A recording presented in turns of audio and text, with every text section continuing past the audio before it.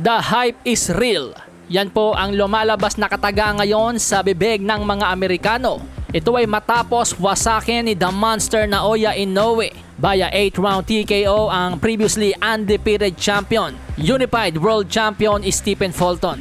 Bago ang laban mga amigo, sinasabi ng karamihan, mga boxing experts, mga boxing fans, na ia-outbox lamang ni Stephen Fulton si Naoya Inoue. Ang tanging paraan lang daw po para manalo si Naoya Inoue ay sa pamamagitan ng knockout. Yan po ang mga sabi-sabi sa social media, sa mga boxing forums bago ang laban. Pero ang naging tema po ng laban mga amigos, total domination mula kay Naoya Inoue. Halos wala pong nakuwang rounds itong si Stephen Fulton. Maging sa aking sariling scorecard po mga amigos bago ang stoppage, 7-0 po ang aking scorecard para kay Naoya Inoue. Kasi naman po mga amigos, kahit sa palitan ng jabs lamang po si Inoue, pagandahan ng depensa, mas maganda rin ang depensa ni Naoya Inoue. Paramihan ng kombinasyon, mas maraming kombinasyon si Inoue.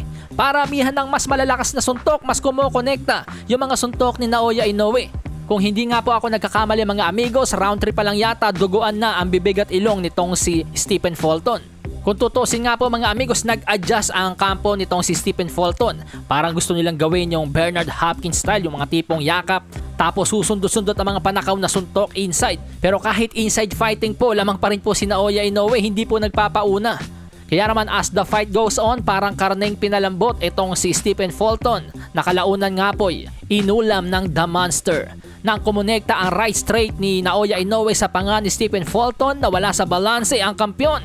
Pero mabilis na nakapalo up si Naoya Inoue at inabot ng kaliwa si Stephen Fulton na siyang nagresulta sa first knockdown.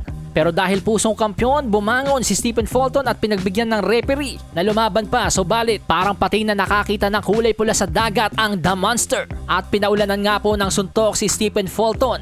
At doon nga po hindi na nasikmura ng referee ang laban, kaya't agad na nitong inawat ang laban. Kaya naman the winner by 8-round TKO and the new Unified Super Bantamweight World Champion, Naoya The Monster Inoue. Na ngayon nga po ay nag-improve na ang kartada sa 25 wins, no losses, no draws with 22 knockouts. At inaasahang makakatunggali ang ating kababayan na si Marlon Tapales bago magtapos ang taon upang makoronahan ng undisputed sa Super Bantamweight Division.